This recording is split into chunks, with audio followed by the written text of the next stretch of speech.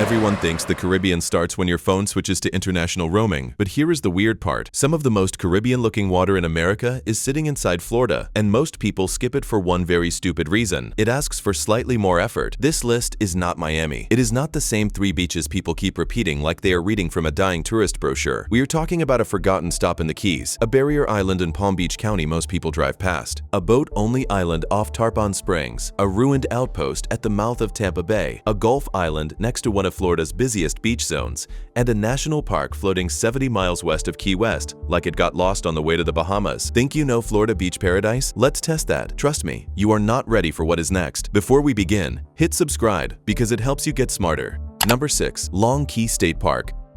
Long Key is famous for being one more place people blast past on the overseas highway while racing toward Key West like they are late for a margarita emergency. But the hidden angle is that this is one of the quietest blue water stops in the Keys, and it looks far more tropical than the attention it gets. Long Key sits right on US 1 in the Middle Keys, but it feels way more remote than it should. The shoreline here is low, flat, and open, which matters because shallow clear water over pale bottom and seagrass catches sunlight in a way that turns the Atlantic side bright aqua on calm days. In fiscal year 2223, Long Key logged 33,409 visits. Compare that to Bahia Honda's 508,122. Current entry is $4.50 for one person or $6 plus 50 cents per person for groups, which is almost funny when you think about what people pay to sit on a hotel beach chair somewhere else. The filter here is not a ferry, it is worse. It is invisibility. People in the Keys enter this weird tunnel vision mode where every stop feels like a delay and every delay feels like a crime against vacation. So they blow right past places like this because there is no giant social proof machine screaming at them to stop, no pastel influencer cafe, no line of people pretending breakfast tacos are a life event, just water, shoreline, and a view that quietly makes the rest of the drive look a little desperate. This is classic travel behavior. People will spend months planning the perfect Keys trip, argue over hotel points, map out brunch, sunset,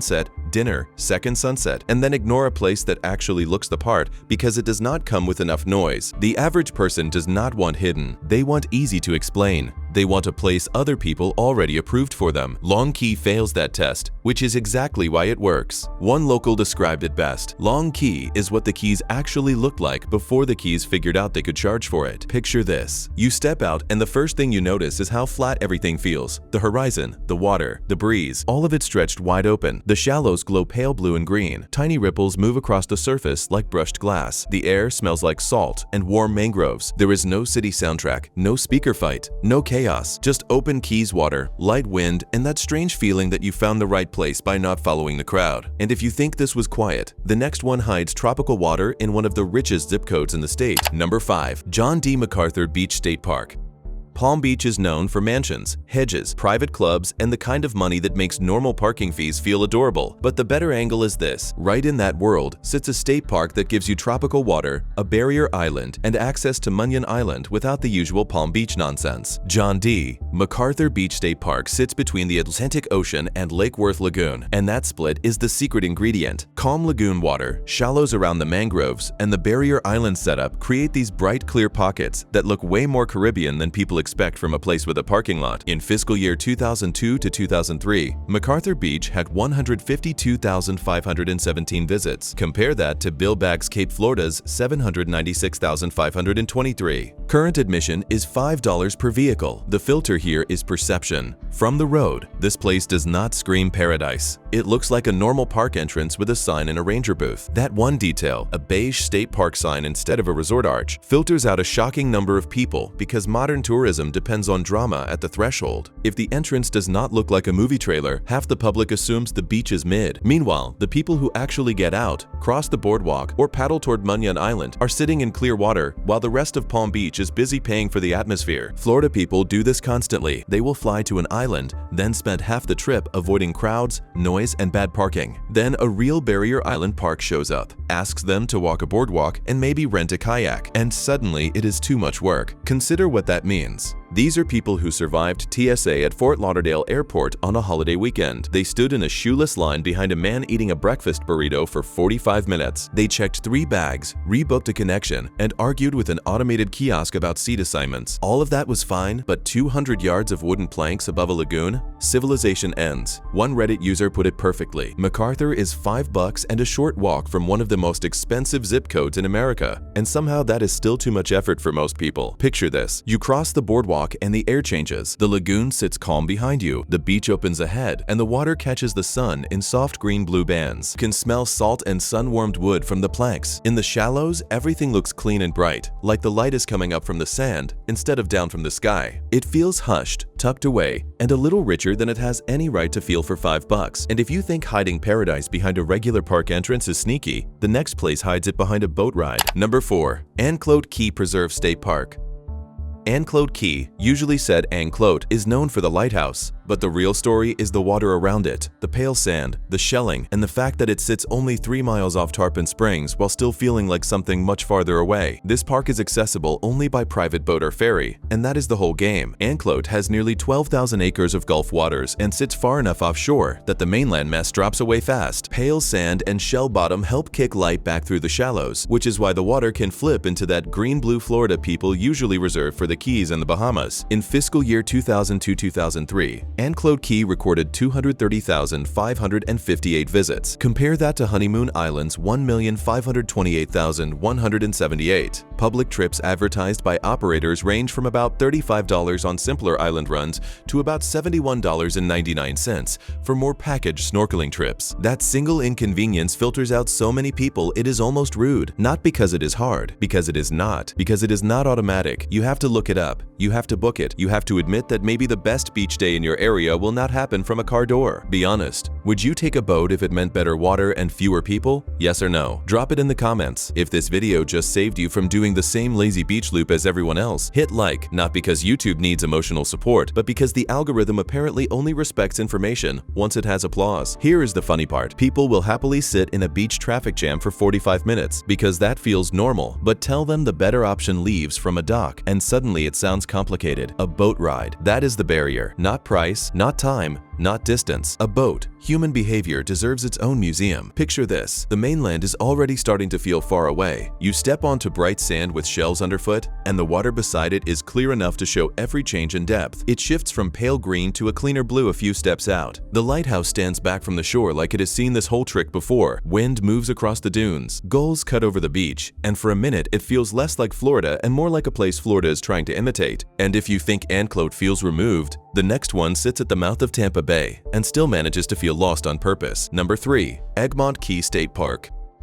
Egmont Key, usually said E.G. Mont, is famous for the lighthouse and the ruins of Fort Dade. But the stranger part is that one of the most tropical-looking islands on this side of the Gulf is sitting right next to one of the biggest metro areas in the state. Egmont is boat-only, and Florida State Parks notes that structures near the lighthouse area remain closed to the public. That actually adds to the whole thing. The closure rope around the old barracks, the crumbling battery walls pushing up through the sand, the lighthouse paint fading in strips, none of it has been refinished, rebranded, or turned into a gift shop. Which is exactly why this place feels like Florida before Florida got interested in monetizing every view. In fiscal year 2,228,578 visits. Compare that to Honeymoon Island's 1,528,178. Hubbard's current ferry from Fort DeSoto lists $45 for adults, $25 for kids ages 3 through 11, plus county park parking. The filter here is comfort. Egmont does not hold your hand. No resort polish, no easy snack stop, no convenient little backup plan when the weather gets moody. That alone wipes out a huge part of the tourist population because most people do not actually want natural beauty. They want controlled beauty with snacks and plumbing, which is why the island stays good. Florida tourists will circle a parking lot until their soul leaves their body, then fight for 6 square feet of public sand next to a cooler speaker combo playing Bad Country remixes. But pack a bag, get on a ferry, and walk a little once you land? Apparently, that is where civilization draws the line. One Reddit traveler summed it up well. Egmont feels like someone forgot to develop it, and you spend the whole visit grateful they did. Picture this. You step off the boat and the heat hits different out here. No buildings to block it, no pavement bouncing it back. The sand is bright and loose, scattered with shells, and the water beside it glows green-blue all the way to the sandbar. Old brick ruins sit back from the shore, half swallowed by palms, the walls dark and quiet in the shade. You hear gulls, water, wind, and nothing else. No road noise, no city hum. Just open Gulf air and a place that feels like it ran out of centuries somewhere in the middle of the last one. And if ruined forts and clear water are a strange mix,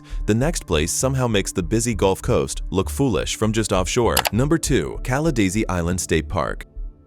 Caladacy, usually said Deete, is known for being the more natural neighbor next to Honeymoon Island. But the better angle is this. It may be the cleanest example of how one extra transportation step can completely change the quality of a Florida beach. Florida State Parks says Caladacy is open for day use and the ferry from Honeymoon Island has resumed. The official ferry allows a 4-hour stay and currently costs $20 for adults and $10 for kids ages 6 to 12, on top of Honeymoon Island Park entry if you drive in. The secret ingredient is the beach itself. The State Park Guide points to white crystalline quartz sand, and that matters because bright sand plus shallow Gulf water is basically a cheat code for that electric tropical color. In fiscal year 2002 to 2003, Caladacy recorded 287,787 visits. Compare that to Honeymoon Island's 1,528,178. Same zone, radically different crowd level. That is the filter. Not a passport, not some secret private membership, a ferry. That is it. A short ride and a little planning, and suddenly the beach goes from public spectacle to something that actually feels peaceful. Florida travel logic is incredible when you really look at it. Millions of people will drive to the same obvious sand, pay to get in, fight for parking, fight for space, fight for lunch, and call that relaxing. But present them with a ferry to a quieter island with better color in the water,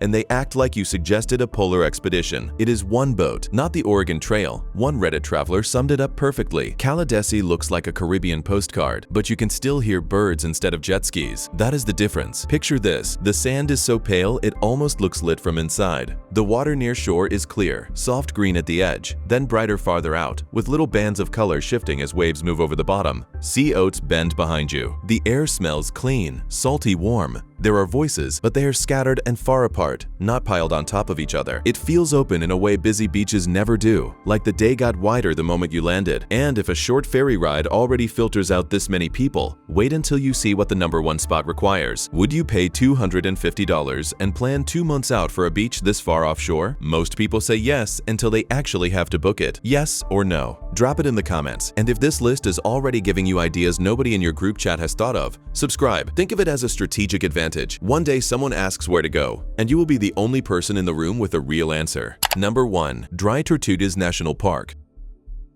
Dry Tortugas, usually said Tortuogas, is famous for Fort Jefferson, but the real story is that this is the closest thing Florida has to a Caribbean flex that actually holds up in person. Dry Tortugas lies almost 70 miles west of Key West inside a 100-square-mile national park that is mostly open water. That distance matters because it cuts you off from mainland runoff, noise, and casual tourism. The result is the kind of bright, clear water people accuse of being edited. The official Yankee Freedom Day trip currently starts at $250 and includes the park entrance fee, snorkel gear, breakfast snack, lunch, and a guided fort tour. It also warns that trips sell out weeks in advance. NPS says Dry Tortugas had 84,873 visits in 2025. Compare that to Everglades National Park, which averages about 1 million visitors. That is not even the same universe. This is the biggest inconvenience filter on the whole list, and that is exactly why it wins. Not everyone will pay the ferry price, not everyone wants the planning, not everyone wants to commit a full day. Great, that is how you protect a place without building a fence around it, because here is what people do instead. They go to Key West, order drinks, stare at regular water, which is a little like going to a movie theater lobby, buying popcorn, and claiming you saw the film. The actual show is still 70 miles out there, and it is much better. One Reddit traveler described it exactly right. Dry Tortugas feels like you accidentally found a national park in the Bahamas